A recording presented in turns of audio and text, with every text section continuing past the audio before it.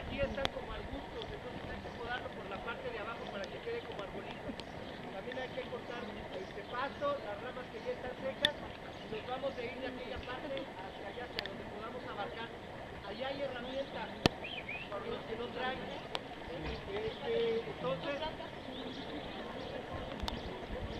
Entonces,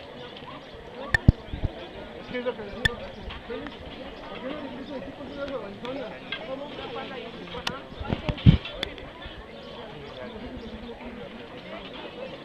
A ver, vamos a estar divididos por zonas, van a ser creo que 5 zonas, entonces vamos a hacer unas personas encargadas de cada zona. Les pedimos que los que nos indiquen del lado de donde empiezan ya las piedras a esta es una zona. A ver, miren, para tener un orden ya tenemos ubicadas las zonas de pirul a pirul. Entonces del primer pirul para acá es un área, de este pirul a este otro pirul es otra área, y del pirul este más para allá es otra área. Entonces por favor vamos a distribuirlos.